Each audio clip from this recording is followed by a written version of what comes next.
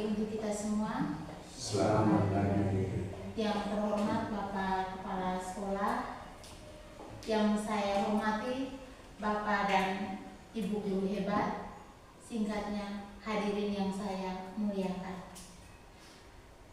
Pada pagi hari ini, di pagi yang sangat cerah ini, patutlah kita panjatkan puji dan syukur kita kehadirat Tuhan Yang Maha Esa, karena kita masih diberi kesempatan dan masih diberi kesehatan, sehingga kita bisa berkumpul di tempat ini untuk melaksanakan kegiatan diseminasi budaya positif yang akan dipaparkan oleh Ibu Ruth Gardis Vena SPD sebagai calon guru penggerak angkatan 10 SMP Negeri 2 ASSA Sata. Untuk mengawali kegiatan kita pada pagi hari ini, saya memohon kesediaan dari Pak Usno untuk mengantar kita dengan doa. Mari kita siapkan hati dan pikiran kita untuk berdoa.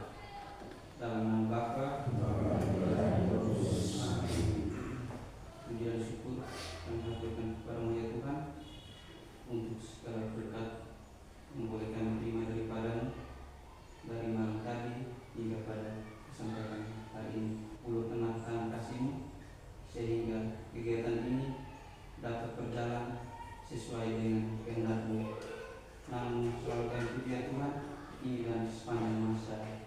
Amin. Dalam nama Bapa dan Roh Kudus. Amin. Terima kasih untuk Pak Usno.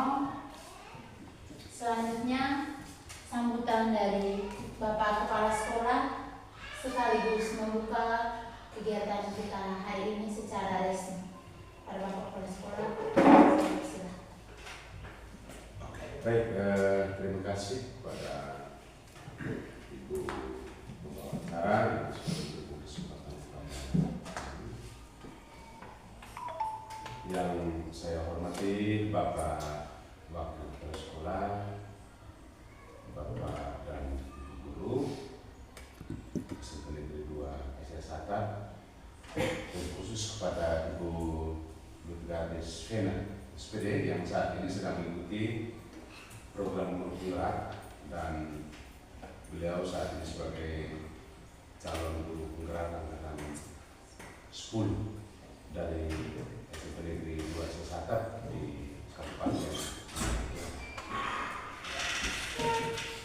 Pertama-tama kita panjatkan puji dan syukur kehadirat Tuhan Yang Maha Kuasa, karena berkat limpahan kasih-Nya yang begitu besar kepada kita, sehingga seluruh proses yang hari ini kita lalui boleh dituntut dan juga diberkati. Harapan kita adalah proses ini bisa dapat berjalan dengan baik hingga akhir. Ya. Baik Bapak dan Ibu, kegiatan tentang diseminasi budaya positif ini adalah satu bentuk dari dukungan dan saat ini sedang digaungkan dalam program guru penggerak, dan kita berharap bahwa budaya positif yang akan dikembangkan atau akan dilakukan oleh Ibu Ruth Gardis Vena selaku calon guru penggerak itu imbasnya juga bisa sampai kepada kita sebagai Bapak Guru. Sasaran-sasaran dari budaya positif ini adalah untuk kita semua, sehingga dengan adanya kegiatan ini Bapak Ibu diharapkan kita bisa dapat mendukung seluruh proses ini, baik untuk pengembangan diri dari Ibu Ruth Gardis selaku calon guru penggerak angkatan 10, juga menjadi pengalaman, ya, belajar bagi kita, sehingga ketika kita berada dalam posisi ini, saya yakin Bapak Ibu kita pasti bisa mendapatkan apa yang menjadi harapan kita, ya. Dan budaya positif ini memang benar-benar harus kita tumbuhkan di komunitas kita, karena budaya positif yang baik yang bisa kita kembangkan dengan berbagai macam kegiatan sederhana, itu akan memberikan dampak yang baik bagi kita sendiri, terlebih kepada anak-anak, karena sasaran dari seluruh program ini adalah kepada peserta didik. Sehingga diharapkan supaya Bapak Ibu kita dapat mengikuti kegiatan diseminasi ini sampai dengan selesai, sehingga apa yang menjadi tujuan dan rencana dari Ibu Gadis selaku calon ibu penggerak ini bisa dapat terwujud, dan kita juga bisa mendapatkan pengalaman belajar untuk kita bisa wujudkan, kita bisa implementasikan di dalam komunitas kita, di kelas, terlebih imbasnya itu kepada anak-anak kita sebagai peserta didik. Ya, mungkin itu satu dua harapan dari saya. Saya menyampaikan terima kasih dan hati untuk kita semua yang hadir pada kesempatan ini dalam mendukung program kegiatan ini. Mudah-mudahan ini bisa dapat memberikan manfaat yang besar bagi Bapak Ibu sekalian, terlebih kepada Ibu Gadis selaku calon guru penggerak yang saat ini sedang menjalankan program guru penggerak di angkatan 10. Ya, itu mungkin itu saja yang bisa disampaikan. Saya ucapkan terima kasih. Selamat pagi, selamat melanjutkan. Ya.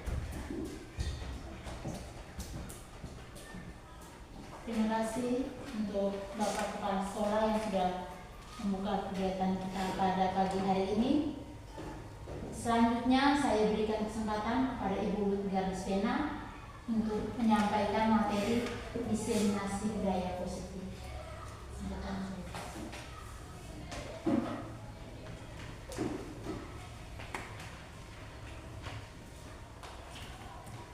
Terima kasih atas kesempatan yang diberikan. Selamat pagi dan salam bahagia untuk kita semua. Selamat pagi. Saya Lutfi Ardisvena, calon guru penggerak angkatan 10 Kabupaten Nagekeo, akan melakukan diseminasi budaya positif tugas modul 1.4.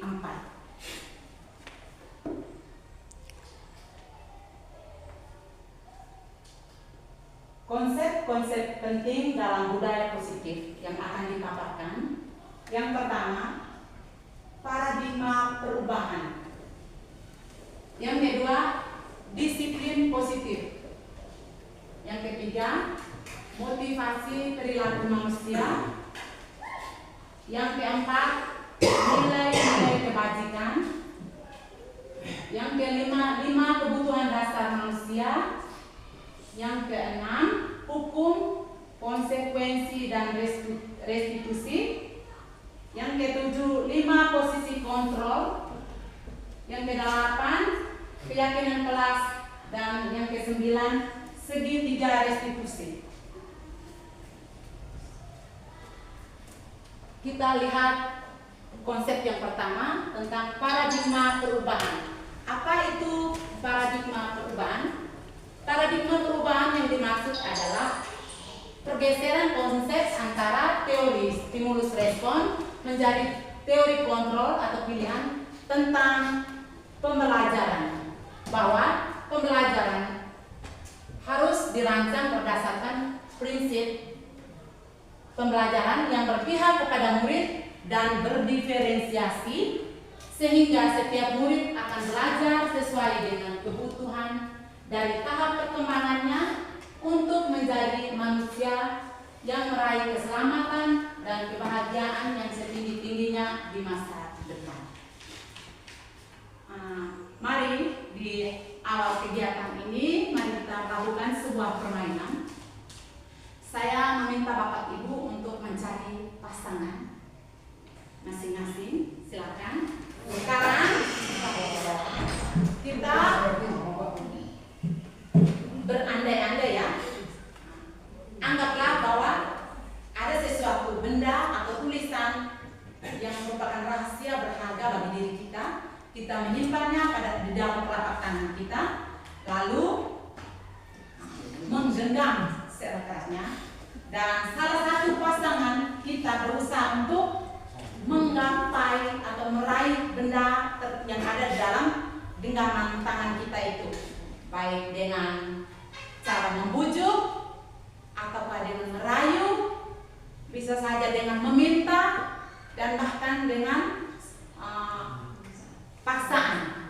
Apakah Bapak Ibu yang menggenggam erat benda tersebut bersedia untuk membuka atau tidak?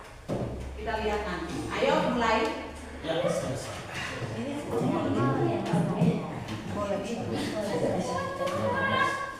Bagaimana? Ayo kalau selesai. Di dalam kegiatan ini pasti hasilnya ada yang membuka dan tangan dan ada yang tetap menggenggam ya pasti.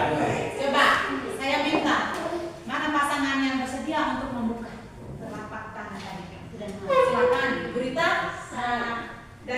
dari kegiatan tadi mungkin silakan Ibu memberikan alasan mengapa Ibu bersedia untuk telapak tangan Ibu dibuka oleh pasangan Ibu. Baik Ibu, saya tadi membuka telapak tangan saya untuk pasangan saya. Itu ada alasannya bahwa ada hal yang di dalam diri saya itu perlu saya bagikan kepada orang lain, dan juga mungkin saya merasa bahwa di dalam diri saya juga masih ada kekurangan, sehingga saya perlu membuka diri saya terhadap orang lain untuk memberikan kritik atau masukan terkait dengan apa yang menjadi kekurangan dalam diri saya untuk diperbaiki selanjutnya. Terima kasih. Luar biasa.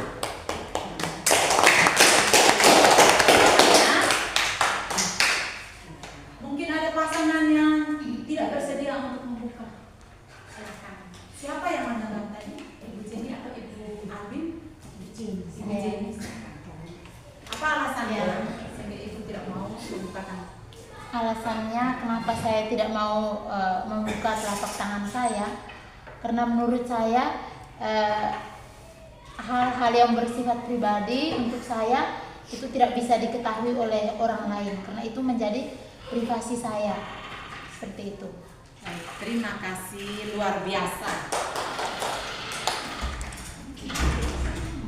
Bapak Ibu sekalian, dari permainan tadi mengilustrasikan bahwa setiap sebelumnya saya akan bertanya, kira-kira siapa yang menggali Ibu Jenny, baik Ibu Jenny maupun Ibu Rita, dalam kegiatan tadi. Ibu Rita mau membuka genggaman telapak tangannya, Ibu Jenny tidak mau. Dalam kegiatan ini siapakah yang mengendalikan? Sendiri ya. Diri kita sendiri ya. Jadi dari permainan tadi itu mau mengilustrasikan bahwa setiap pribadi itu punya hak untuk mengontrol dirinya. Orang lain tidak punya hak untuk mengontrol diri kita kecuali diri kita sendiri. Jadi saya yang mampu mengontrol diri saya. Sebaliknya, Bapak Ibu, saya tidak bisa mengontrol Bapak Ibu. Sama halnya dalam dunia pendidikan bahwa guru tidak bisa mengontrol murid. Hanya murid yang bisa mengontrol dirinya sendiri. Nah, kita lanjut ke materi yang berikutnya tentang miskonsepsi teori kontrol. Menurut Dr. William Glasser, dalam kontrol teorinya terdapat beberapa miskonsepsi tentang kontrol, yaitu adanya istilah ilusi. Apa itu ilusi? Ilusi itu artinya sebuah anggapan yang keliru sebenarnya. Anggapan yang kurang tepat, yang tidak tepat. Di dalam dunia pendidikan ada 4 ilusi, yaitu yang pertama ilusi guru mengontrol murid. Mari kita lihat bersama seperti apakah ilusi guru mengontrol murid. Bahwa semua perilaku mempunyai tujuan, bahkan untuk perilaku yang tidak disukai. Untuk itu pada dasarnya guru tidak dapat memaksakan murid untuk berbuat sesuatu jika murid tersebut memilih untuk tidak melakukannya. Walaupun tampak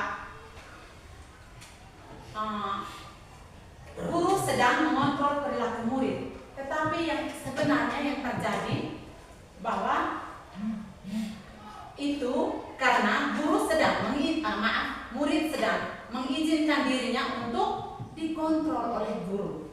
Mengapa? Mungkin dia membutuhkan. Mengapa? Karena dia merasa bahwa kontrol yang dilakukan guru itu menjawab kebutuhannya. Ilusi yang kedua, bahwa semua pengetahuan positif, efektif, dan bermanfaat. Pengetahuan positif merupakan bentuk-bentuk kontrol, usaha untuk mempengaruhi siswa agar mengulangi suatu perilaku tertentu adalah sebuah usaha untuk mengontrol murid tersebut. Dalam jangka waktu tertentu, kemungkinan murid tersebut akan menyadarinya dan mencoba untuk menolak bujukan guru, atau mungkin akan menjadi tergantung pada pendapat guru untuk berusaha. Ilusi yang berikut bahwa kritik dan membuat orang merasa bersalah dapat memuatkan murid. Menggunakan kritik dan rasa bersalah untuk mengontrol murid menuju pada identitas gagal. Mereka belajar untuk merasa buruk tentang diri mereka. Ketika mereka mendapatkan kritikan dari guru, mereka merasa bahwa saya ini paling bersalah. Saya ini di mata teman-teman tidak baik itu. Jadi membentuk identitas gagal. Mereka akan mengembangkan dialog diri yang negatif. Seperti tadi saya katakan, mereka akan merasa bahwa saya ini sudah bersalah, saya ini di mata teman-teman saya tidak baik, apalagi di mata para guru. Seperti itu.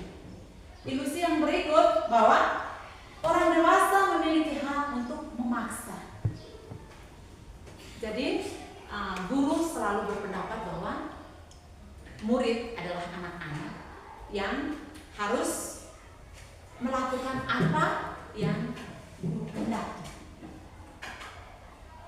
Apapun yang dilakukan dapat diterima selama ada sebuah kemajuan berdasarkan sebuah pengukuran kinerja. Pada saat itu pula orang dewasa, dalam hal ini guru, akan menyadari bahwa perilaku memaksa tidak akan efektif untuk jangka waktu panjang dan sebuah hubungan permusuhan akan terbentuk.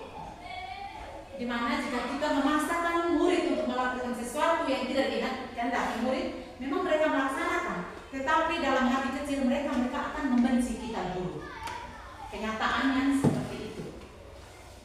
Sekarang kita melihat beberapa pernyataan tentang pandangan dunia dari sudut pandang teori stimulus respon dengan teori kontrol tentang dunia tadi. Jadi stimulus respon itu adalah suatu teori yang sama dengan ilusi tadi. Kita lihat ada beberapa pernyataan dan coba kita sandingkan dengan kenyataan. Menurut stimulus respon, bahwa realitas kebutuhan kita itu sama. Menurut pandangan teori kontrol, bahwa realitas kebutuhan kita berbeda. Mana yang benar? Bapak Ibu, dari kedua teori ini menurut Bapak Ibu mana yang benar? Teori kontrol, dia mengatakan bahwa berdasarkan realitas kebutuhan setiap orang itu berbeda. Sedangkan menurut stimulus respon, dia mengatakan bahwa realita kebutuhan setiap orang itu sama. Benar? Mana yang benar ini dari kedua teori kontrol? Ya, teori kontrol. Yang kedua, Kebutuhan setiap orang berbeda. semua orang melihat hal yang sama. Pada teori kontrol dia mengatakan bahwa setiap orang memiliki gambaran yang berbeda. Yang benarnya yang mana? Iya, teori kontrol bahwa setiap orang memiliki gambaran yang berbeda. kita coba mengubah orang lain agar berpandangan sama dengan kita. Sedangkan pada teori kontrol dia mengatakan bahwa kita berusaha memahami pandangan orang lain tentang dunia. Jadi yang benar itu adalah teori kontrol ya. Kita harus memahami bahwa setiap pribadi orang itu berbeda-beda. Setiap orang itu memiliki karakter yang berbeda. Ada ada si A, dia mungkin orangnya perasaannya tinggi. Jadi kalau kita berbicara dengan suara lantang, dia merasa bahwa dia sedang tidak dihargai. Tetapi ada orang merasa bahwa itu bagian dari Islam. Setiap pribadi itu memiliki karakter yang berbeda. Oke, kita lanjut. Masih ada lagi pernyataan bahwa orang lain bisa mengontrol saya. Itu tidak benar ya. Yang benar itu hanya saya atau Anda yang bisa mengontrol diri Anda sendiri. Seperti permainan tadi, ya, yang terungkap dalam permainan tadi. Benar tidak? Bahwa hanya diri kita sendiri yang mengontrol pribadi kita. Lalu yang kedua, yang berikut, pemaksaan ada pada saat bujukan gagal. Itu menurut stimulus respon tadi. Tapi pada teori kontrol atau pilihan dia mengatakan bahwa kolaborasi dan konsensus menciptakan pilihan-pilihan baru. Jadi kita guru harus memahami bahwa setiap murid ini memiliki kemampuan yang berbeda-beda dan kita tidak bisa memaksakan untuk sama kemampuan setiap orang atau setiap murid. Misalnya saya contoh seperti Mita. Mita ini dalam segi akademik dia ini dalam mata pelajaran matematika dia menonjol sekali. Dia prestasi. Sedangkan Vivi tidak. Kita jangan memaksakan Vivi ini untuk bisa seperti Mita. Tetapi kita memberikan pilihan lain. Kita melihat potensi apa yang ada di dalam diri Mita ini. Apa di dalam diri Vivi ini. Kita melihat, mungkin dia tidak bisa di matematika tetapi dia menonjol di bidang olahraga. Di situ kita harus mendukung dia. Kita memberikan motivasi dia untuk menumbuhkan potensi yang ada dalam diri dia. Itu maksudnya. Lalu pada teori stimulus respon dia ada pernyataan bahwa model berpikir menang kalah. Sedangkan pada teori pilihan dia mengatakan model berpikir menang-menang. Dari contoh saya tadi bahwa Mita dan Vivi tadi memiliki potensi yang berbeda. Jadi keduanya itu tidak bisa dipaksakan. Mita harus ikut Vivi ataupun sebaliknya Vivi harus seperti Mita. Tetapi keduanya ini kita berkolaborasi. Jadinya menang-menang. Jadi Mita berpotensi di IPA dan Vivi dia memiliki kemampuan dalam bidang olahraga. Jadi keduanya sama-sama menonjol. Jadi itu yang dimaksud dengan menang dan menang. Oke? Untuk itu mari kita mengubah diri kita. Jika ingin membuat kemajuan perlahan, ubahlah sikap atau perilaku kita. Tetapi jika ingin memperbaiki cara-cara utama kita, maka kita perlu mengubah kerangka acuan kita. Kita perlu mengubah ubahlah cara Anda melihat dunia. Ubahlah cara Anda berpikir tentang manusia. Ubahlah paradigma Anda, skema pemahaman dan penjelasan aspek-aspek tertentu tentang kenyataan di dunia. Kita masuk ke konsep budaya positif yang berikut tentang disiplin positif. Kita melihat makna disiplin itu sendiri. Makna dari disiplin adalah belajar kontrol diri dengan menggali potensi kita agar mencapai tujuan mulia, yaitu menjadi seorang yang kita inginkan berdasarkan nilai-nilai yang kita percayai atau nilai-nilai yang kita yakini. Kemudian tentang motivasi, tujuan dari disiplin positif. Tujuan dari disiplin positif itu sendiri adalah menumbuhkan motivasi disiplin dalam diri murid tanpa adanya pengaruh, hukuman, dan juga penghargaan. Jadi motivasi yang dimaksudkan itu adalah kemauan yang berangkat dari dalam diri murid itu sendiri, bukan target untuk menghindari dari hukuman ataukah untuk memperoleh penghargaan.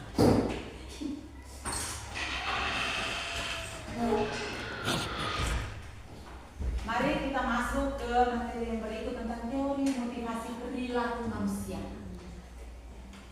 Manusia melakukan sesuatu itu memiliki motivasi tertentu, atau berangkat dari motivasi tertentu. Jadi motivasi perilaku manusia di sini nih ada motivasi eksternal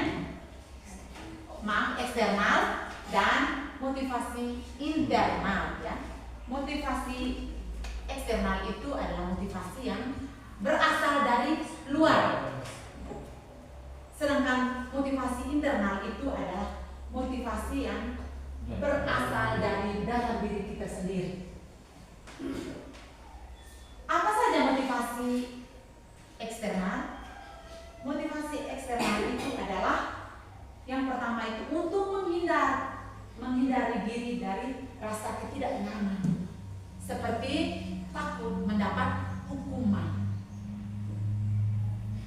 Motivasi eksternal yang kedua itu untuk mendapatkan penghargaan atau imbalan. Lakukan sesuatu dengan target untuk mendapatkan sesuatu yang menjadi iming-iming kita. Sedangkan motivasi yang ketiga itu adalah menghargai diri sendiri. Kita merasa bahwa sesuatu yang kita lakukan itu membawa keberuntungan bagi diri kita sendiri. Itu sebuah kewajiban yang harus kita lakukan, bukan karena kita takut dihukum atau untuk mendapatkan sesuatu, tidak. Tetapi kita merasa bahwa sesuatu itu adalah sangat berharga bagi diri kita sendiri. Nah, Bapak Ibu, motivasi inilah yang bertahan dan kalau kita budayakan akan membuat diri kita menjadi berkarakter yang disiplin. Jadi dia ingin bertahan lama dan bahkan menjadi karakter dari seseorang.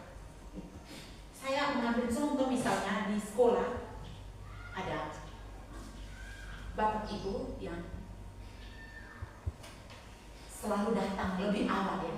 Artinya dia tidak datang terlambat. Hal ini dilakukan pasti punya tujuan. Kita melakukan sesuatu itu pasti ada motivasi. Dan motivasi itu pasti tidak meleset dari 3 motivasi yang saya katakan tadi. Apakah untuk menghindari diri dari hukuman, takut ditegur oleh pimpinan, ataukah saya punya iming-iming kalau misalnya nanti kepala sekolah ini pindah atau dia pensiun, saya bisa dipercayakan pengawas untuk naik jadi kepala sekolah. Ataukah yang saya lakukan itu untuk menghargai diri saya sendiri. Saya tahu bahwa saya tidak datang terlambat atau saya datang lebih awal. Itu untuk saya menghargai diri saya sendiri. Saya tahu itu menjadi kewajiban saya. Contohnya seperti itu. Dan motivasi yang ketiga inilah yang harus kita tanamkan di dalam diri murid di lingkungan kita, di sekolah kita ini. Nah, mari kita beranjak ke konsep budaya positif yang berikut tentang nilai-nilai kebajikan. Apa itu nilai-nilai kebajikan? Nilai-nilai kebajikan adalah nilai-nilai atau sifat-sifat positif manusia yang merupakan tujuan mulia yang akan dicapai oleh setiap individu atau setiap pribadi. Dan nilai-nilai ini bersifat universal yang dimiliki oleh setiap pribadi tanpa adanya perbedaan, baik itu dia dari suku ini, suku itu, atau agama ini, agama itu, tetapi sama nilai kebajikan ini nilai yang universal, ya. Apa saja nilai kebajikan itu? Nilai kebajikan itu contohnya seperti tanggung jawab, jujur, disiplin, nilai-nilai positif atau hal-hal baik, saling menyayangi,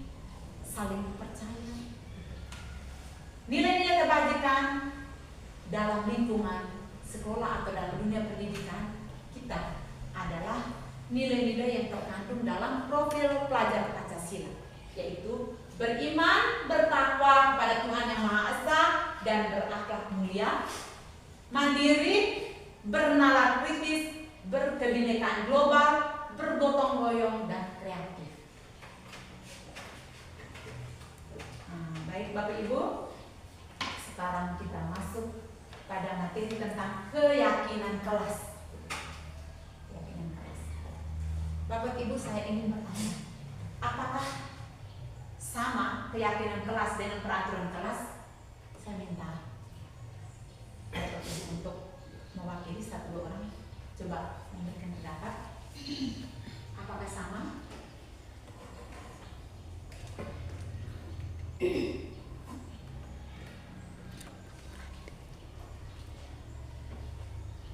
Menurut saya antara keyakinan kelas dan peraturan kelas ini berbeda. Kalau keyakinan kelas itu atas dasar diskusi bersama, misalnya di dalam kelas kita melakukan diskusi bahwa yang akan kita laksanakan seperti ini.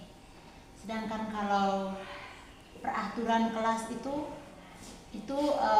yang dibuat secara langsung oleh guru, misalnya peraturan kita seperti ini.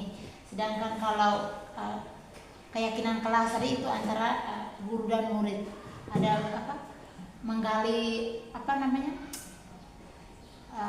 pemikiran dari siswa seperti itu, dari murid seperti itu. Baik, terima kasih, luar biasa ya Ibu Jenny. Mari kita melihat lebih jauh dan semoga kita mendapatkan pemahaman yang lebih jelas dari apa yang saya paparkan hari ini. Kita lihat apa itu keyakinan kelas. Jadi keyakinan kelas merupakan nilai-nilai kebaikan atau prinsip-prinsip yang disepakati secara universal terlepas dari keberagaman suku, bangsa, agama maupun latar belakang. Dan keyakinan kelas ini merupakan buah pikiran dari setiap anggota kelas. Maksudnya di sini adalah setiap murid. Jadi nilai-nilai ini yang disepakati yang datangnya dari murid.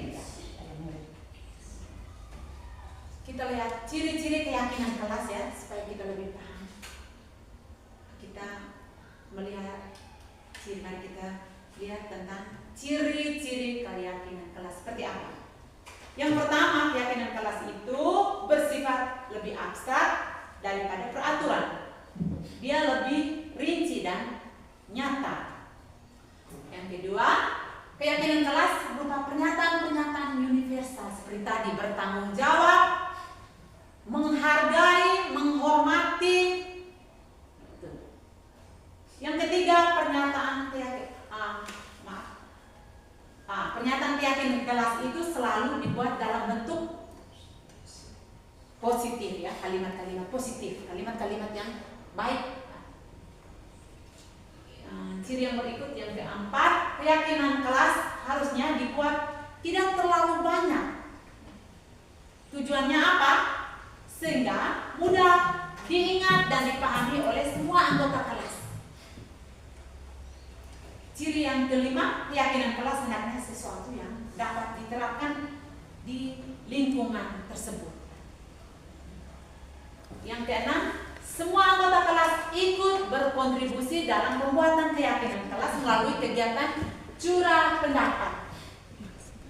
Dan yang ketujuh, semua anggota kelas bersedia meninjau kembali keyakinan kelas dari waktu ke waktu. Maksudnya begini, ketika sudah ada kesepakatan atau keyakinan kelas yang kita buat, itu menjadi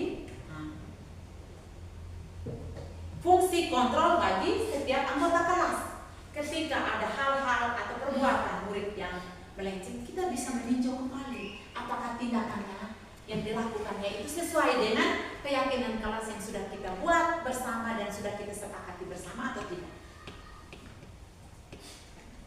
Yang berikut kita lihat tentang langkah-langkah pembuatan keyakinan kelas. Di sini ada 7 langkah. Yang pertama, memberikan kesempatan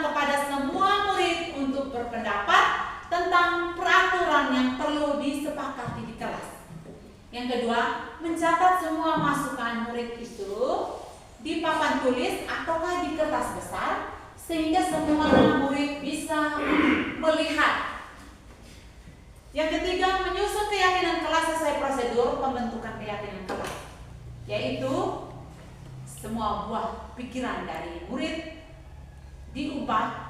Yang dimaksudkan di sini adalah kalimat-kalimat negatif ya, diubah menjadi kalimat positif. Contohnya, jangan berlari di kelas, diubah menjadi berjalanlah di kelas.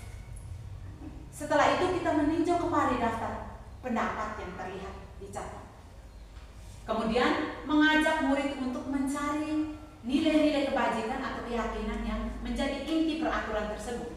Contoh, pernyataan berjalan di kelas, mendengarkan guru, dan datang tepat waktu bisa disatukan ke dalam satu nilai keyakinan, yaitu saling menghormati. Langkah yang berikut, meninjau ulang keyakinan kelas secara bersama-sama. Dan hendaknya keyakinan kelas itu tidak terlalu banyak jumlahnya, dengan tujuan agar mudah diingat dan mudah dipahami. Keyakinan kelas itu dianjurkan tidak boleh kurang dari 3 dan tidak boleh lebih dari 7 nilai. Jadi dia kisarannya sekitar 3 sampai 7 nilai. Yang keenam, setelah keyakinan kelas selesai dibuat, maka semua anggota kelas dapat meninjau ulang dan menyetujuinya dengan menandatanganinya, termasuk guru. Dan yang ke-8, setelah semuanya ditulis, disepakati dan ditandatangani, keyakinan kelas tersebut ditempel pada dinding kelas. Mari kita lihat apa itu peraturan kelas, apa itu keyakinan kelas dari kalimat-kalimat di atas. Di sana di layar ada kalimat. Ini kita bisa, dari kalimat-kalimat tersebut kita bisa menyimpulkan peraturan itu seperti apa, keyakinan itu seperti apa. Apakah peraturan itu sama dengan keyakinan kelas? Yang pertama, selalu pernyataan yang pertama pada peraturan, selalu kembalikan buku ke tempatnya. Jika kita masukkan menjadi ke dalam keyakinan kelas, dia akan menjadi tanggung jawab. Pernyataan yang kedua, dilarang mengganggu orang lain. Keyakinan kelasnya adalah menghormati orang lain. Hadir di sekolah 15 menit sebelum pembelajaran mulai. Keyakinan kelasnya adalah menghormati orang lain, berkomitmen. Bapak Ibu, saya kira itu adalah contoh-contoh dari peraturan dan keyakinan kelas. Kalimat-kalimat peraturan kelas dan keyakinan kelas. Dari paparan saya kita bisa tahu, ya, kita bisa membedakan seperti benar, seperti apa yang disampaikan Ibu Jenny, bahwa yang namanya peraturan itu datangnya dari guru, datangnya dari lembaga. Sedangkan kalau keyakinan kelas itu adalah buah pikiran yang datang dari murid itu sendiri. Itu saja tentang peraturan kelas dan keyakinan kelas. Jadi kesimpulan bahwa peraturan kelas itu berbeda dengan keyakinan kelas, baik dari kalimatnya maupun dari pembuatannya serta langkah-langkah. Bapak Ibu, ini adalah gambar penerapan keyakinan kelas yang saya buat bersama murid kelas 8. Di sini ada 3 gambar. Gambar yang paling bawah itu mereka sedang menulis pikiran-pikiran mereka. Lalu gambar yang kedua itu pikiran mereka menempel pada papan tulis. Lalu yang ketiga itu gambar mereka mengubah dari kalimat positif menjadi ke dalam nilai-nilai yang diyakini dan akan disepakati bersama menjadi nilai-nilai keyakinan kelas. Jadi dalam penerapan keyakinan kelas, jika terjadi pelanggaran tentu akan ada sanksi atau hukuman ataukah restitusi. Bapak Ibu, ini istilah kalau sanksi dan hukuman itu mungkin sudah tidak asing lagi bagi kita, tapi restitusi ini saya rasa ini hal baru bagi kita. Namun sebelumnya saya lihat Bapak Ibu ini macamnya tidak bersemangat, semangatnya sudah mulai kendur. Mari saya ajak Bapak Ibu berdiri. Ayo. Masih semangat? Masih. Masih semangat? Masih. Terima kasih. Kita boleh meniup-niupkan badannya. Sebelumnya kita tepuk salut dulu. Tepuk salut. Salut, salut. Salut, salut. Salut. Terima kasih. Silakan duduk. Mari kita lanjut dengan materi yang berikut tentang hukuman, konsekuensi, dan restitusi. Bapak Ibu, di sini ada 3 pernyataan. Mari kita lihat bersama. Apakah Bapak Ibu setuju dengan 3 pernyataan ini? Yang pertama, hukuman dapat mendisiplinkan anak. Setuju dengan pernyataan ini? Tidak setuju. Tidak setuju. Pak Usman tidak setuju ya? Ya. Mungkin ada alasan. Baik, dengan pernyataan pertama ini dari saya tidak setuju dengan alasan kalau berbicara hukuman ini lingkupnya itu luas. Bagaimana kalau hukuman itu diposisikan secara detail, hukuman itu seperti apa, sehingga kita bisa melihat dari jenis-jenis hukuman itu imbasnya ke siswa itu seperti apa. Misalnya ada hukuman yang sifatnya itu bisa membuat siswa itu merasa dirugikan, dan ada hukuman juga yang membuat siswa itu merasa diuntungkan. Kira-kira dari hukuman ini hukuman apa yang kita bisa membuat siswa itu lebih berdisiplin dalam kaitan dengan hal budaya positif. Mungkin dari saya itu. Masih ada yang lain? Ibu Rita.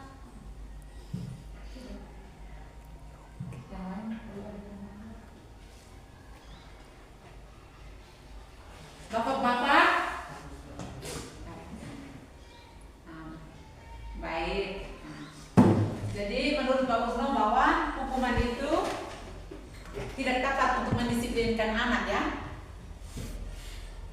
Maksudnya dari hukuman ini kan ada hukuman yang menurut kita atau menurut siswa itu baik, dan ada juga tidak. Karena kalau kita berbicara hukuman ini kan lingkupnya itu luas. Maksudnya begini, saya kasih gambarannya. Misalnya si Mita datang terlambat, kita memberikan hukuman. Hukuman itu bisa saja dengan marah, tidak selamanya harus dengan kekerasan fisik. Apakah itu tindakan yang tepat untuk mendisiplinkan Mita? Tidak. Bagaimana menurut Ibu Zini? Menurut saya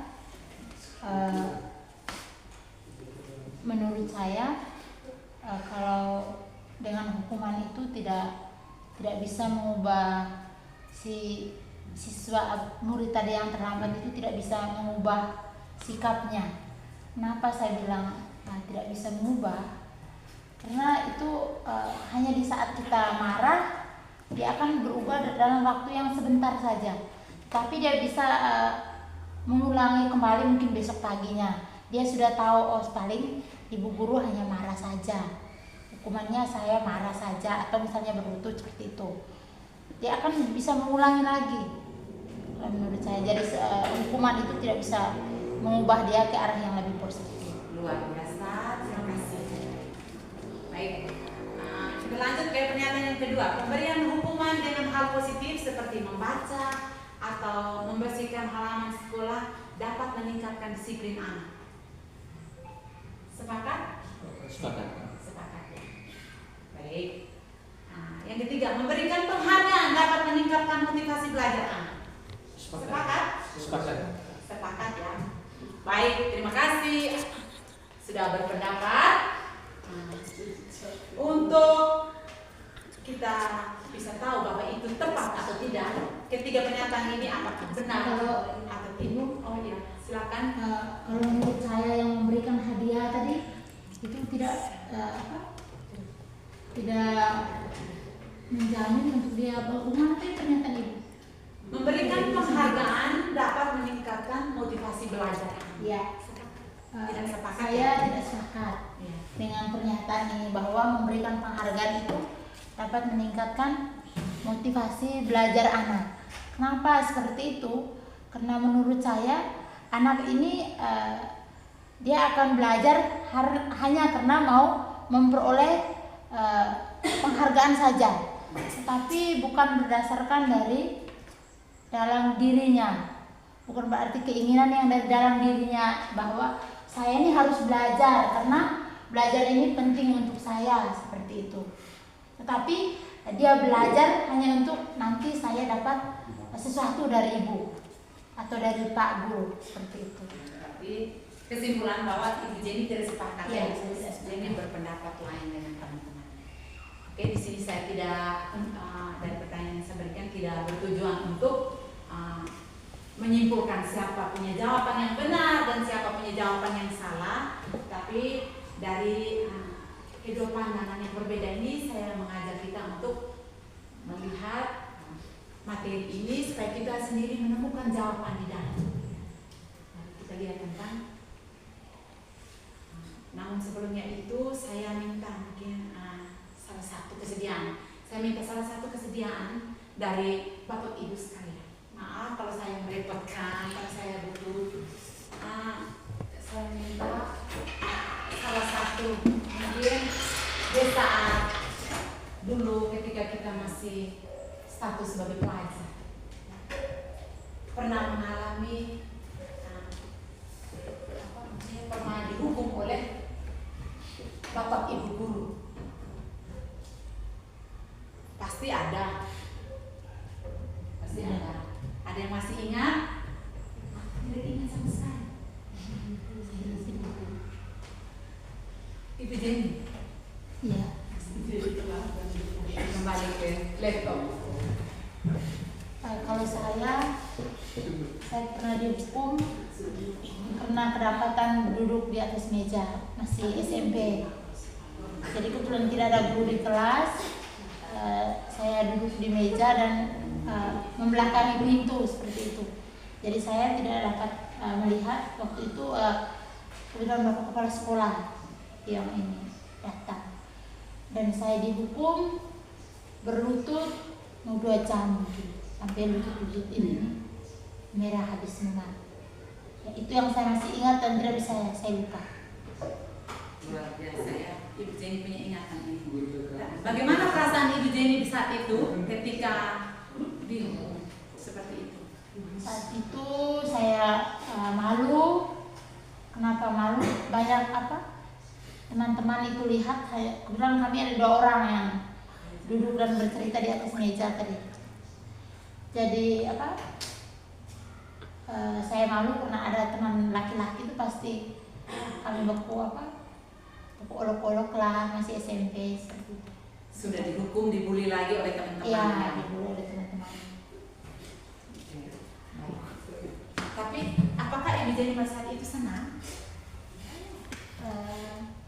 Waktu itu tidak senang sebenarnya, tetapi di dalam hati saja tidak mengungkapkan. Bagaimana perasaan Ibu Jenny terhadap kepala sekolah di saat itu?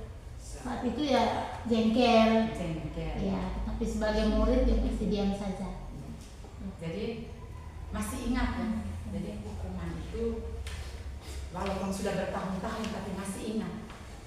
Sudah belasan tahun ya Ibu Jenny. Ya, dari 2006 2007. Sekarang kita lihat dari kisahnya Ibu Jenny tadi kita lihat ya. Apa itu hukuman?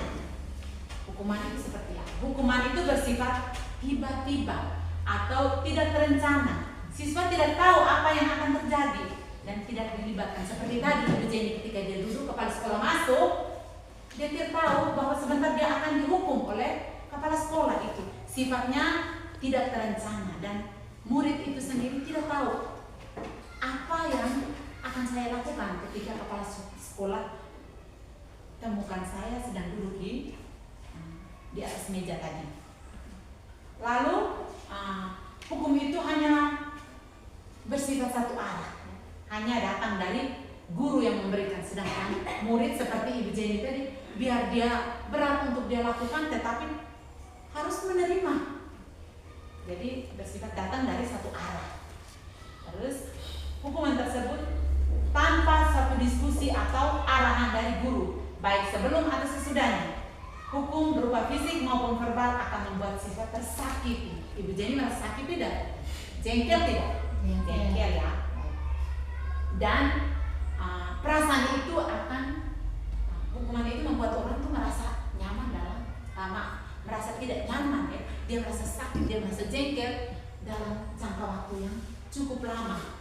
Bayangkan tadi yang diceritakan Ibu Jenny itu, peristiwa itu terjadi ketika Ibu Jenny SMP. Sekarang Ibu Jenny sudah menjadi ibu guru dan bahkan sudah memiliki 2 anak, tapi masih ingat peristiwa itu. Dan mungkin saja rasa sakitnya juga itu dia masih ingat seperti tadi, malu. Jadi hal-hal negatif itu yang diingat kalau siswa itu diberi hukuman. Jadi hukuman itu tidak mendisiplinkan murid. Kalau mendisiplinkan murid itu sifatnya sementara. Kembali lagi ke materi motivasi internal dan eksternal tadi. Melakukan sesuatu karena takut mendapat hukuman itu tidak permanen sebenarnya. Kesadaran atau tindakan disiplin yang akan dilakukan itu tidak permanen. Dia bersifat sementara, hanya sekedar untuk menghindari dari perasaan tidak nyaman saja atau hanya untuk mendapatkan sesuatu saja. Baik, kita lihat tentang konsekuensi ya. Konsekuensi ini bersifat terencana, sudah dibahas dan disepakati sebelumnya oleh guru dan siswa. Tetapi sanksi itu dibuat oleh guru atau sekolah dan siswa sudah mengetahui. Jadi guru datangnya dari guru atau lembaga. Setelah ada keputusan seperti itu, baru murid diberitahukan bahwa kita memiliki konsekuensi seperti ini. Tetapi bukan datang dari buah pikiran murid seperti keyakinan kelas tadi ya. Yang berikut kita lihat tentang restitusi. Bapak Ibu, restitusi ini dia memiliki pandangan yang terbalik dari hukum dan konsekuensi tadi. Jadi restitusi itu merupakan proses menciptakan posisi bagi murid atau siswa untuk memperbaiki kesalahan mereka sehingga mereka bisa kembali pada kelompoknya. Jadi kalau konsekuensi dan hukuman tadi ketika murid bersalah, mereka menerima resiko. Hanya bedanya menerima sanksi atau resiko. Bedanya sanksi pada hukuman itu dia sangat menyakitkan dan rasa sakit hati atau perasaan yang tidak nyaman itu tertahan dalam jangka waktu yang lama. Tetapi kalau konsekuensi itu tidak. Hanya bersifat sementara saja. Rasa tidak nyaman itu hanya bersifat sementara saja. Di sini, kalau pada restitusi ini anak membuat kesalahan, tetapi di sana guru mengembalikan mereka ke perasaan mereka semula. Biasanya anak sudah melakukan kesalahan, ketika dipanggil oleh bapak ibu guru, dia merasa takut, dia merasa bersalah, merasa bahwa dirinya ini buruk di hadapan guru dan di hadapan murid. Dan di sana pada restitusi ini murid akan mengalami satu tahap yang disebut menstabilkan identitas. Ketika dia buat salah, guru memanggil, guru menanyakan apakah benar engkau melakukan itu. Dia bilang iya, di saat itu pasti ada muncul perasaan takut. Saya akan dihukum seperti apa? Atau sanksi apa yang harus saya terima nanti? Pada restitusi tidak demikian ya. Pada restitusi itu kita akan menstabilkan mereka dengan kalimat-kalimat seperti apa? Apakah Anda peristiwa tadi, ya itu hal yang wajar. Dan dulu Bapak Ibu guru pernah melakukan itu. Dengan kalimat-kalimat ini mereka tidak akan takut ya terhadap guru. Mereka akan merasa seperti seperti di awal tadi sebelum mereka melakukan itu atau sebelum dipanggil oleh Bapak Ibu guru. Lalu pada tahap ini anak akan tumbuh menjadi pribadi yang karakternya lebih kuat. Nanti sebentar kita akan lihat videonya seperti apa. Penyelesaian masalah siswa menggunakan pendekatan restitusi ini. Dan ini saya hanya memberikan gambaran secara singkat saja bahwa restitusi itu tidak menggagalkan anak. Restitusi itu tidak membuat anak merasa tidak nyaman. Dari hukuman restitusi dan konsekuensi ini, tindakan disiplin yang baik, yang bagus, yang kita tanamkan terhadap anak yang melakukan kesalahan itu ada dua, yaitu konsekuensi dan restitusi. Sedangkan hukuman itu tidak. Hukuman yang kita berikan kepada anak baik itu bersifat hukuman fisik maupun verbal itu menggagalkan anak, membuat anak merasa bahwa pribadinya itu kurang bagus atau pribadinya sangat jelek di mata guru dan teman-teman. Baik, sekarang kita lanjut ke penghargaan. Tadi sudah ada pertanyaan di awal itu, apakah penghargaan itu dapat menumbuhkan sikap disiplin dalam diri anak? Apa itu penghargaan? Penghargaan merupakan suatu benda atau peristiwa yang diinginkan, yang dibuat dengan suatu syarat tertentu. Misalnya, orang tua biasa menjanjikan kepada anaknya, jika engkau meraih prestasi, katakan engkau ranking 1 di kelasmu, maka saya akan belikan engkau sepeda. Itu contoh dari penghargaan tadi. Atau jika engkau naik ke kelas 4 dengan meraih peringkat juara 1 tadi, saya akan membuat, Bapak dan Mama akan membuat pesta sambutan untuk engkau. Biasanya begitu ya, menyenangkan anak, menjanjikan sesuatu hal yang menyenangkan anak. Itu penghargaan. Bapak Ibu, mari kita lihat apa pengaruh penghargaan bagi murid. Yang pertama di sini, penghargaan memberikan pengaruh jangka pendek dan jangka panjang. Seperti apa nanti kita lihat penjelasan sebentar. Penghargaan itu tidak efektif bagi anak, bagi murid.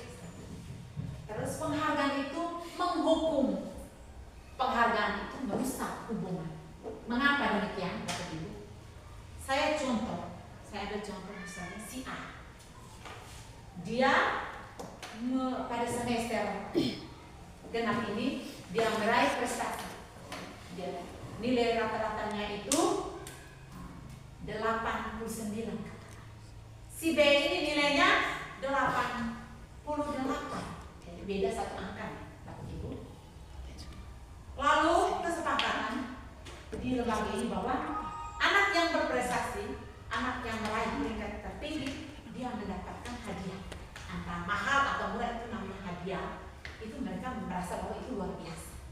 Mereka pasti senang namanya anak-anak.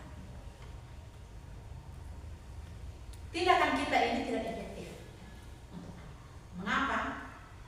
Kita menanamkan sikap mental pada anak bahwa saya harus berjuang supaya saya berprestasi, dan target saya itu adalah tadi menjawab kebutuhan atau motivasi eksternal, memperoleh hadiah.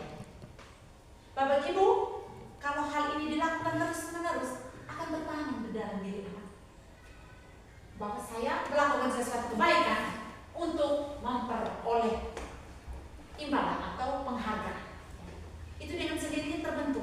Anak ini menjadi karakter yang seperti itu tanpa kita sadari. Yang kedua itu dia bisa menghukum. Mengapa? Ketika dia berhasil meraih juara lalu kita tidak memberikan penghargaan. Katakan mungkin di saat itu dana sekolah ini lagi kosong, kita tidak bisa melakukan itu. Dia akan berkecil hati. Mengapa? Karena dia sudah biasa. Ketika dia juara, dia akan mendapatkan penghargaan dari sekolah. Dia akan mendapat hadiah. Dia akan berkecil hati dan bahkan dia tidak mau melakukan. Dia tidak mau belajar lagi. Dia bilang, percuma saya melakukan itu. Saya tidak mendapat apa-apa. Dia akan punya pandangan seperti itu. Jadi penghargaan itu kita tidak sadar kita menanamkan hal yang tidak baik terhadap anak. Lalu penghargaan itu menghukum ya. Tadi membuat orang lain merasa kecewa. Tadi kok dia dapat, saya tidak dapat. Padahal selisih nilai rata-rata kami dua itu hanya 1 angka. Saya tidak mau melakukan itu. Bisa saja dia benci terhadap anaknya dan bisa saja terhadap guru di lembaga ini. Itu yang dikatakan juga tadi bahwa penghargaan itu bisa merusak hubungan, akan muncul rasa iri hati. Itu bagi sesama mereka yang memiliki kemampuan belajarnya bagus. Tetapi bagi anak yang tidak berprestasi, dia akan berpikir bahwa saya tidak bisa seperti itu. Untuk apa saya memaksa diri? Jadi ini mematikan kreativitas anak. Dengan hadirnya penghargaan terhadap anak yang berprestasi, orang lain akan merasa dihukum tadi. Lalu merusak, muncul rasa saling sakit hati, iri hati seperti itu. Ibu, jadi penghargaan itu tidak efektif bagi anak. Yang efektif itu apa? Terhadap tindakan anak yang disiplin. Ya. Kita guru harus bersikap seperti apa, Bapak Ibu? Dari yang tepat itu kita memberikan apa? Apresiasi kepada mereka. Apresiasi itu tidak perlu dengan para berharga, dengan ucapan-ucapan yang sederhana yang menyenangkan mereka. Itu dengan sendirinya akan tumbuh, ternyata ini baik. Dan kita lakukan terus-menerus, maka akan muncul dalam diri anak hal yang baik. Mereka akan senang dan mereka hal yang menyenangkan mereka pasti mereka lakukan. Saya contoh ini. Itu seperti tadi Mita kalau dia juara, cukup kita memberikan apresiasi bahwa kamu harus tetap rajin belajar dan kamu pintar. Kalau kamu terus belajar dan lebih tekun dari ini, kamu akan menjadi anak yang cerdas dan masa depanmu pasti sukses. Kamu akan menjadi orang yang bahagia kelak nanti. Seperti itu. Dan bagi anak yang tidak berprestasi bukan berarti mereka itu tidak punya potensi apa-apa, Bapak Ibu. Kita harus menyadari bahwa setiap orang itu berbeda. Tadi kembali ke teori kelompok tadi. Setiap orang itu berbeda. Dia memiliki, si A memiliki keunggulan di akademik, bisa saja dia tidak memiliki keunggulan di bidang non-akademik atau dalam hal lain. Tadi si Mita mungkin di sekolah ini dia adalah siswa prestasi, tapi belum tentu di bidang olahraga dia prestasi. Kita katakan misalnya seperti Vivi di non akademik dia ini kita kalau ukurnya mahasiswa di bawah standar. Tetapi coba kita tinjau dia di bidang olahraga, dalam bidang voli. Anak ini sangat bagus dalam bidang olahraga, khususnya dalam bidang voli putri tadi. Kita beri apresiasi terhadap kelebihannya itu. Kamu bagus, Vivi. Kamu hebat dalam bermain voli.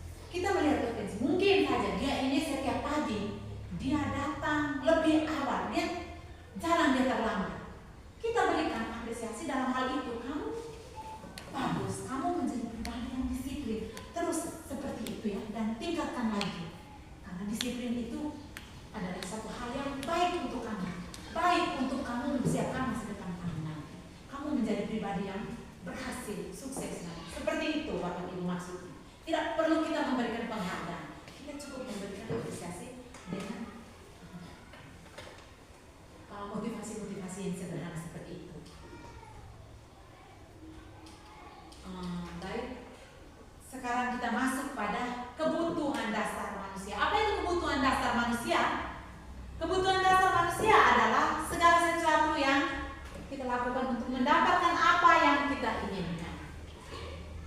Jadi seluruh tindakan yang dilakukan oleh manusia itu memiliki tujuan. Apa saja kebutuhan dasar manusia? Dan kebutuhan dasar manusia ini ada 5 kebutuhan. Yang pertama itu kebutuhan akan bertahan hidup. Apa saja kebutuhan bertahan hidup ini? Ada 6 di sini. Kebutuhan untuk memperoleh makanan, pakaian, keamanan, tempat tinggal, dan kesehatan. Yang berikut kebutuhan akan kasih sayang dan rasa diterima.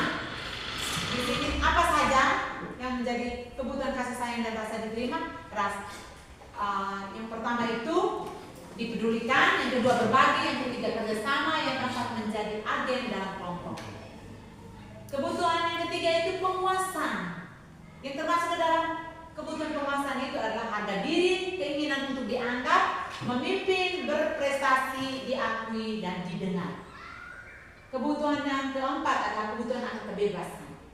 Apa saja? Kita lihat ada mandiri, memiliki pilihan, mencoba hal-hal baru, mampu mengendalikan arah dirinya. Dan yang terakhir adalah kesenangan seperti bermain, humor, antusiasme, dan tertawa. Itu 5 kebutuhan dasar manusia. Masuk materi yang berikut tentang 5 posisi kontrol guru dan orang tua. Apa saja posisi kontrol guru dan orang tua ini? Ada 5 ya di sini. Yang pertama sebagai penghukum, yang kedua pembuat rasa bersalah, dan yang ketiga sebagai teman, yang keempat sebagai pemantau, dan yang kelima itu sebagai manajer. Kita lihat dari kelima ini, seperti apakah penghukum, seperti apakah pembuat rasa bersalah, seperti apakah teman, dan seperti apa pemantau, dan yang terakhir itu seperti apakah manajer itu. Baik, kita lihat penghukum.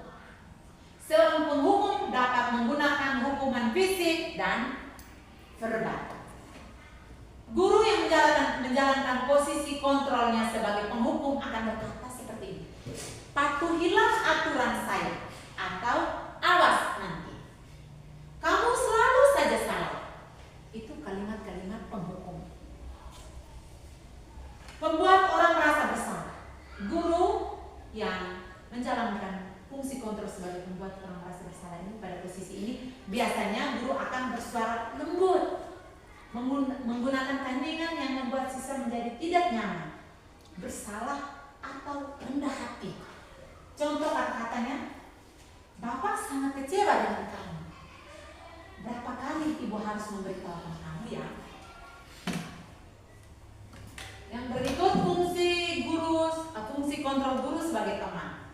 Dalam posisi ini guru tidak akan menyakiti murid, tetapi akan selalu berusaha mengontrol murid melalui persuasi. Posisi ini dapat berdampak positif dan negatif. Kita lihat contoh kata-kata guru, yaitu ayo bantulah demi ibu ya, atau ayo ingat tidak semua bantuan ibu selama ini.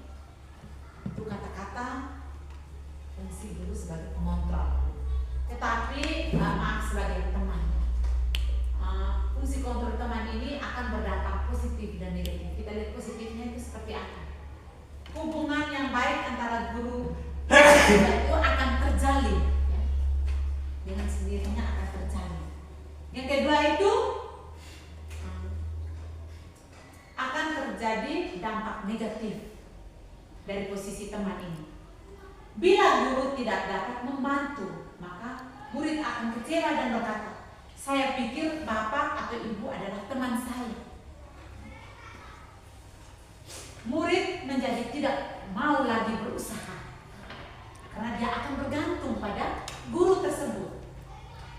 Yang ketiga, yang keempat, fungsi kontrol sebagai monitor atau pemantau. Posisi pemantau berdasarkan peraturan-peraturan dan konsekuensi dengan memisahkan hubungan pribadi. Jadi guru ini dia konsekuensi pada aturan-aturan yang sudah berlaku. Dia tidak melihat bahwa engkau itu siapa, engkau saudara saya kah, engkau adik saya kah, tidak. Tetapi dia hanya berpijak pada aturan. Dan posisi guru sebagai pemantau ini dia akan bertanya. Kalimatnya dia akan menggunakan kalimat. Peraturannya apa? Apa saja yang telah kamu lakukan? Seperti itu. Yang terakhir, peran atau fungsi kontrol guru itu sebagai manajer. Merupakan posisi mentor di mana guru berbuat bersama dengan murid, mengajak murid mempertanggungjawabkan perilakunya, mendukung murid menemukan solusi atas permasalahannya sendiri. Murid diajak menganalisis kebutuhan dirinya dan kebutuhan-kebutuhan orang lain. Yang terpenting adalah kolaborasi dengan murid. Kata-kata seorang manajer yaitu apa yang kita yakini atau keyakinan keras apa yang sudah kamu langgar. Jika kamu meyakininya, apakah kamu bersedia memperbaikinya? Jika kamu memperbaikinya, hal ini menunjukkan apa tentang dirimu? Apa rencanamu untuk memperbaikinya? Seorang manajer tidak untuk mengatur perilaku murid, tetapi untuk membimbing murid agar dapat mengatur dirinya sendiri. Jadi dalam posisi ini, guru hanya mengarahkan murid untuk mencari solusi. Jadi solusi itu bukan datang dari murid, bukan datang dari guru, tetapi datang dari murid itu, datang dari pelaku itu sendiri. Dari kelima posisi kontrol ini, Bapak Ibu, saya mau menyampaikan bahwa peran guru atau posisi kontrol yang paling tepat yang perlu kita terapkan kepada murid itu adalah posisi sebagai manajer. Mengapa di sini tidak merugikan murid, tidak mematikan kreativitas murid. Sekarang kita masuk pada segitiga restitusi. Segitiga restitusi itu seperti apa? Kita lihat pertama tentang ciri-ciri segitiga restitusi. Restitusi bukan menebus kesalahan, tetapi untuk belajar dari kesalahan. Restitusi itu memperbaiki hubungan. Restitusi adalah tawaran, bukan paksaan. Restitusi menuntun untuk melihat ke dalam diri murid itu sendiri. Restitusi mencari kebutuhan dasar yang mendasari tindakan. Apa kebutuhannya sehingga engkau melakukan itu? Restitusi adalah cara yang terbaik.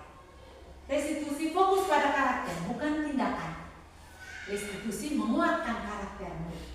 Restitusi itu mengembalikan murid yang berbuat salah kepada kelompok yang semula. Yang berikut tahapan segitiga restitusi, Bapak Ibu. Jadi dalam menyelesaikan masalah murid ini dengan pendekatan segitiga restitusi ini ada 3 tahap. Yang pertama itu dengan tahap menstabilkan identitas. Yang kedua itu validasi tindakan yang salah, dan yang ketiga itu menanyakan keyakinan. Jadi perlu ada keyakinan kelas. Sebelum kita menerapkan segitiga restitusi, kita perlu menerapkan atau membuat keyakinan kelas bersama murid tadi. Itu ada kaitannya. Lalu kita lihat kalimat-kalimat apa yang diucap pada setiap tahap segitiga restitusi. Pada tahap yang pertama yaitu menstabilkan identitas. Contoh kalimat yang digunakan guru kepada murid yang pertama, berbuat salah itu tidak apa-apa. Kalimat yang kedua, tidak ada manusia yang sempurna. Yang ketiga, kita bisa menyelesaikannya. Yang keempat, Bapak tidak tertarik untuk mencari siapa yang salah, tetapi Bapak ingin mencari solusi dari permasalahan ini. Itu kalimat-kalimat yang diucapkan pada tahap yang pertama, menstabilkan identitas anak, sehingga anak tidak merasa dirinya paling buruk atau paling bersalah. Yang kedua itu tahap validasi tindakan yang salah. Jadi pada tahap ini kita menanyakan kepada anak tentang hal yang sudah ia lakukan, tindakan yang sudah dia lakukan. Contoh kalimatnya, padahal kamu bisa melakukan yang lebih buruk dari ini ya. Yang kedua, kamu pasti punya alasan mengapa melakukan hal itu. Yang ketiga, kamu boleh mempertahankan sikap itu, tapi kamu harus menambahkan sikap baru. Itu kalimat-kalimat yang guru utarkan kepada murid pada tahap validasi tindakan yang salah. Dan yang ketiga itu menanyakan keyakinan. Contoh pertanyaan yang dapat digunakan yaitu, apa yang kita percayai di kelas itu terkait nilai-nilai tadi yang menjadi kesepakatan kelas. Yang kedua, apa nilai-nilai umum yang kita telah sepakati. Yang ketiga, kamu mau jadi orang yang seperti apa? Mau jadi orang yang bertanggung jawab kan? Mau jadi orang yang menghargai orang lain kan? Baik Bapak Ibu, ini saya menerapkan salah satu kasus di sini anak dari yang dilakukan oleh anak kita sendiri itu Milano. Jadi kasus ini di mana Milano dan Yanti adalah murid kelas 7.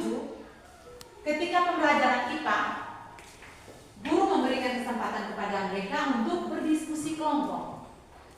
Tiba-tiba Milano membuang topi Yanti melalui jendela kelas.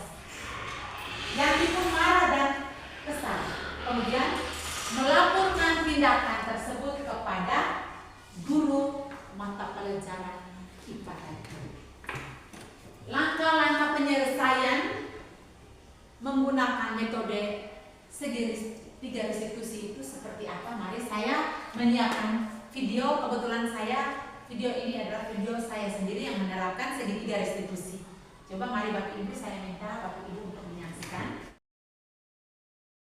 Selamat siang Milano. Selamat siang, Bu. Apa kamu baik-baik saja? Saya baik-baik saja, Bu.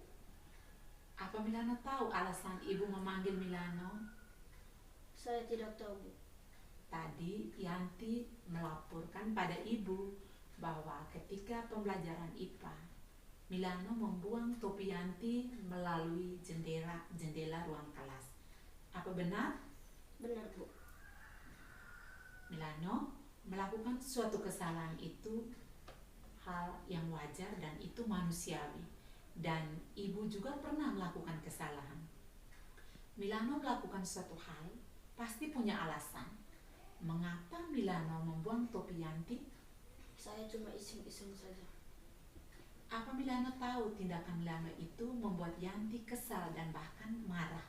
Saya tahu, Bu. Tindakan Milano ini sudah melanggar keyakinan kelas. Keyakinan kelas yang mana yang sudah Milano langgar? Menghargai dan menghormati orang lain. Apa yang harus Milano lakukan terhadap Yanti atas perbuatan Milano tadi? Saya akan meminta maaf dan berjanji tidak akan melakukan hal tersebut. Terima kasih atas solusi yang sudah Milano temukan. Kapan Milano akan meminta maaf pada Yanti? Saat saya keluar dari ruangan ini. Selepas dari Milano keluar dari ruangan ini. Oke, terima kasih.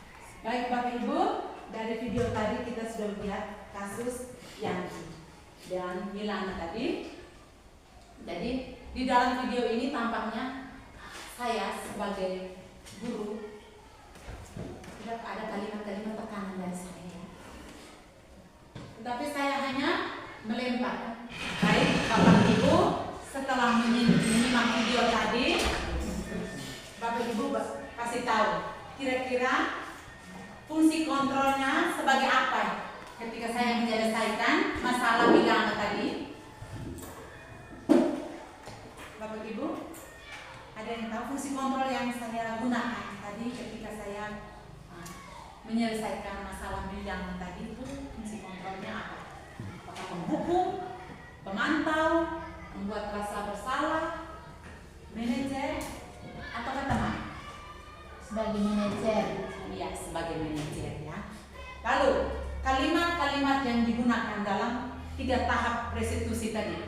Pada tahap yang pertama, tahap menstabilkan identitas itu, kalimat apa yang saya gunakan? Melakukan kesalahan itu merupakan hal yang manusiawi. Iya, pada tahap pertama itu menstabilkan identitas, saya menggunakan kalimat melakukan kesalahan itu adalah hal manusiawi. Lalu tahap yang kedua itu segitiga restitusi pada tahap yang kedua yaitu tahap validasi tindakan. Kira-kira kalimat apa yang digunakan dalam video tadi, Ibu?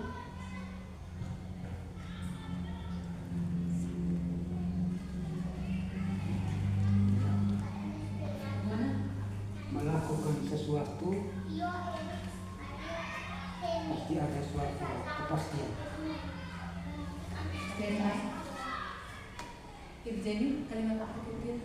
Melakukan sesuatu pasti punya alasan. Iya, melakukan sesuatu itu pasti punya alasan. Itu kalimat yang saya gunakan. Kalau kalimat yang ketiga, pada tahap yang ketiga itu kalimat apa yang saya gunakan waktu itu? Tahap menanyakan keyakinan. Baik, dari video yang sudah ditayangkan tadi, kira-kira keyakinan kelas apa yang sudah dilanggar oleh siswa tadi? Iya, keyakinan kelas apa yang sudah dilanggar? Itu 3 kalimat yang kalimat yang saya gunakan pada tahap ketiga. Jadi dalam menyelesaikan masalah bilangan tadi, Bapak Ibu nampaknya bahwa bilangan sendiri yang menemukan solusinya, bukan solusi. Dia sendiri yang menemukan nilai-nilai yang sudah dia langgar. Dari tindakan itu dia menumbuhkan karakter, menumbuhkan motivasi dalam dirinya bahwa dia semakin sadar bahwa nilai yang dia lakukan itu, nilai saling menghargai itu adalah penting untuk ditanamkan dalam dirinya. Baik, sekian saja pemaparan tentang diseminasi budaya positif. Sekian dan terima kasih. Dari saya secara pribadi saya menyampaikan terima kasih untuk Bapak Ibu atas kesediaan. Sekali lagi saya ucapkan terima kasih.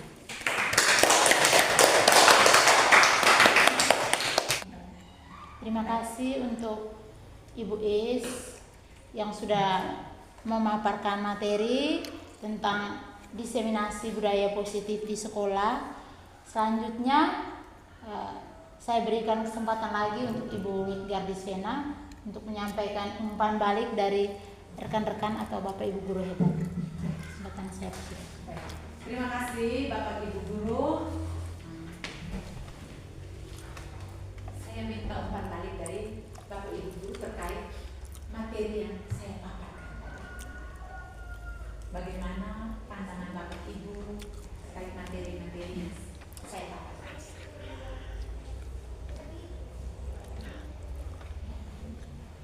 Ya. Baik, terima kasih atas waktu dan kesempatan yang diberikan. Yang pertama, saya secara pribadi menyampaikan terima kasih banyak untuk materi yang sudah dijelaskan oleh Ibu Witgardis Vena tadi, menyangkut dengan budaya positif. Di sini saya tertarik sekali dengan materi tentang peraturan kelas dan keyakinan kelas. Saya berpikir ini adalah hal-hal yang kita lakukan setiap hari dan ini merupakan materi yang punya nilai positif untuk kita sebagai guru dan sebagai siswa. Di sini menyangkut dengan peraturan kelas dan keyakinan kelas ini, secara garis besar mau mengajak kita apa yang sudah kita lakukan, apa yang sudah kita sepakati bersama antara guru dan siswa itu perlu melalui satu tahap, yaitu namanya evaluasi. Saya berpikir di sini dengan peraturan atau keyakinan kelas yang sudah dibuat harus ada tingkat evaluasi dari setiap peraturan atau keyakinan kelas yang kita buat, sehingga peraturan apa yang salah atau yang keliru atau keyakinan kelas yang salah atau keliru kita bisa perbaiki supaya kedepannya itu lebih bagus, sehingga menyangkut dengan aturan atau keyakinan atau peraturan yang ada, siswa itu bisa melaksanakan atau bisa mengikuti semua peraturan atau keyakinan kelas itu dengan baik. Mungkin dari saya itu saja. Terima kasih. Ya, ini dari saya.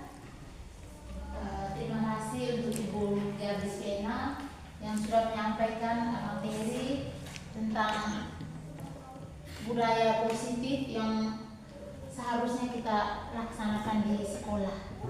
Materinya sangat bagus dan semoga dengan materi yang sudah disampaikan ini bisa kita menerapkan dengan baik di sekolah kita dan membuat sekolah kita ini semakin maju dan menjadi sekolah yang